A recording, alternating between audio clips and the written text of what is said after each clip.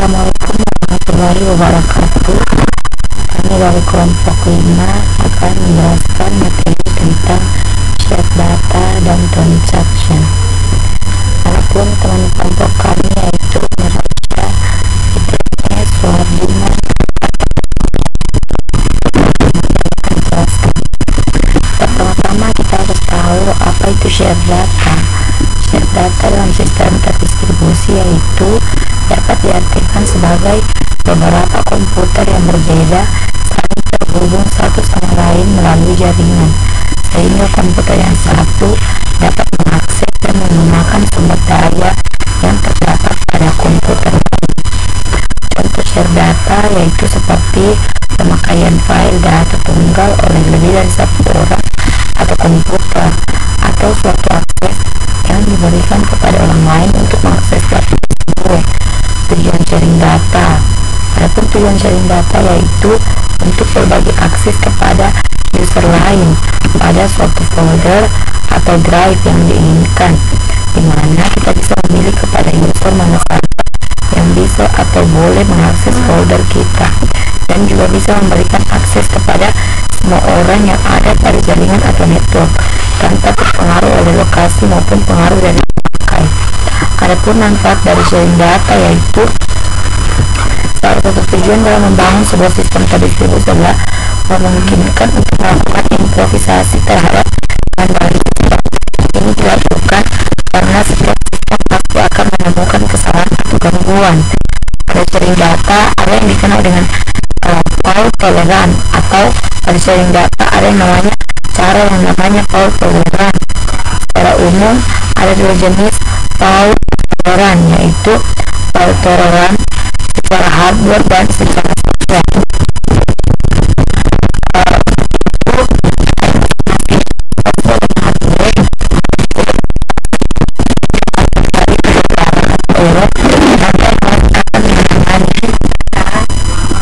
Data dalam sistem terdistribusi berkelanjutan. Oleh karena itu, kopi dari data atau resource lainnya tersebut disimpan secara redundan pada server lain, tapi tetap harus dijaga konsistensi datanya. Hal ini memang berkaitan dengan dengan membuat sistem terdistribusi yang fault tolerance atau menggunakan sistem terdistribusi dengan cara fault tolerance, maka sistem harus bisa mendeteksi kegagalan dan melakukan tindakan dasar sebagai berikut, yaitu mask denial untuk menutupi kegagalan. Tugas harus dapat dilanjutkan dengan menurunkan kinerja, tapi tanpa terjadi kehilangan data atau informasi. File gracefully, yaitu membuat suatu antisipasi terhadap suatu kegagalan ke suatu prosedur yang telah direncanakan dan memungkinkan untuk menghentikan proses dalam waktu yang singkat tanpa menghilangkan informasi atau data. Mengakseskan resource pada terdistribusi itu memerlukan beberapa hal, yaitu yang pertama name resource untuk pemanggilan, alamat untuk mengetahui lokasi resource tersebut, rutenya yaitu untuk bagaimana mencapai lokasi tersebut. Adapun keuntungan dari share data yaitu mengurangi biaya administrasi saat pengumpulan data. Dalam data dapat dikatakan menjadi aman dan menjaga data dalam lingkungan yang aman. Dapat juga membackup data. Kemudahan sharing file. Kelemahan dari data itu kemudahan share file dalam jaringan yang ditunjukkan untuk pemakaian orang-orang tertentu seringkali melibatkan bocornya sharing data dan dapat pula dibaca oleh orang lain yang tidak berhak. Hal ini akan selalu terjadi jaringan. Sementara data sharing adalah salah satu ini menguntungkan, yaitu di mana menghasilkan data set melalui organisasi yang berdedikasi adalah lebih baik. Pusat data memiliki infrastruktur terpusat dan minimal semua aspek keahlian dalam penggunaan data, kurasi persiapan dokumentasi, penyiapan, penyebaran, dukungan, penggunaan, dan promosi. selanjutnya itu transaction atau dalam bahasa Indonesia transaksi. Transaksi merupakan bagian dari pengeksekusian sebuah program yang melakukan penghasilan dan data DBMS atau Database Management System yang kita gunakan harus menjamin bahwa semua transaksi harus dapat dikerjakan secara utuh atau tidak sama sekali. Tidak boleh ada transaksi yang hanya dikerjakan sebagian yang dapat menyebabkan inkonsistensi basis data. Itu, transaksi selalu merubah basis data dari satu kondisi konsistensi ke kondisi konsistensi. Transaksi harus memiliki sifat-sifat.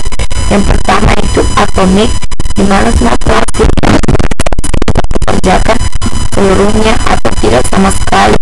Konsistensi, di mana eksekusi transaksi secara tunggal harus dapat menjamin data tetap konsisten setelah transaksi berhasil. Pada sebuah sistem basis data terdapat sejumlah transaksi dilaksanakan secara bersama-samaan, maka semua transaksi yang dilaksanakan pada saat yang bersamaan tersebut harus dapat dimulai dan bisa berakhir. Bertahan, di mana perubahan data yang terjadi setelah sebuah transaksi berhasil dengan baik harus dapat bertahan, bahkan jika seandainya sistem menjadi mati. Berhentinya suatu transaksi tidak selalu diakibatkan oleh kegagalan insidental baik dari perangkat keras ataupun kemacetan sistem operasi, tapi lebih sering terjadi karena user sengaja menghentikan transaksi atau karena penghentian transaksi oleh DBMS akibat adanya kondisi tak diinginkan seperti deadlock ataupun timeout. Status yang dicapai oleh sebuah transaksi sejak mulai dilaksanakan hingga selesai atau batal adalah yang pertama aktif, yang merupakan status awal sebuah transaksi yang menunjukkan transaksi tersebut masih dieksekusi. Kedua, berhasil sebagian, yaitu keadaan dicapai transaksi tepat pada saat operasi terakhir dalam transaksi selesai dikerjakan. Yang ketiga, gagal, yang merupakan keadaan di mana sebuah transaksi terhenti pengeksekusiannya belum tuntas sama sekali.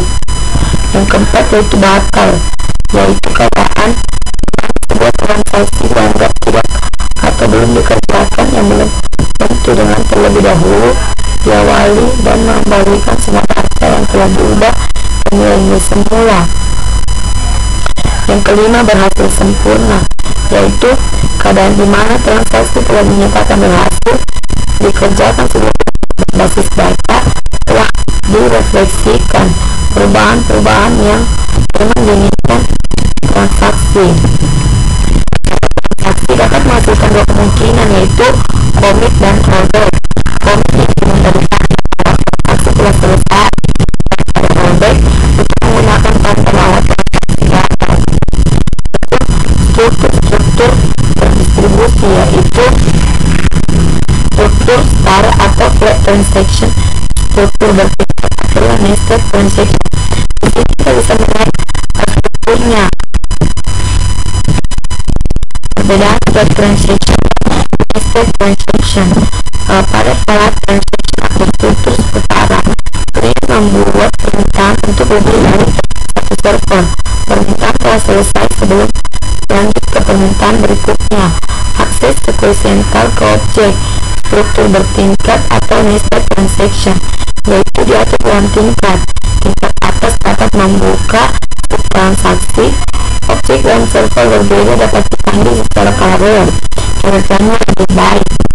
Adapun cara kerjanya yaitu pada klien membuat transaksi atau membuka transaksi untuk koordinasi pada beberapa server.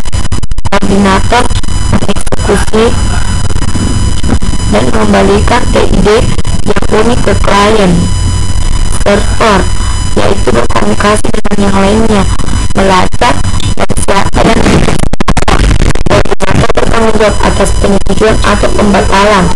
dan pada peserta, yaitu dapat bergabung, mengelola objek yang diakses dalam transaksi, melacak objek-objek yang dapat diperoleh kembali, bekerja sama dengan koordinator.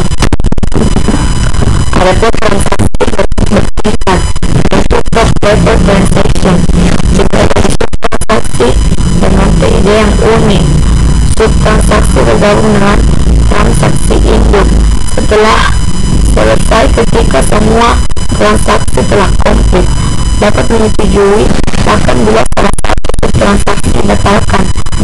Subtransaksi independen, misalnya pada rekening bank yang berbeda, dapat mengeksekusi secara paralel pada server yang berbeda, dapat melakukan pembatalan atau penyetujuan sementara.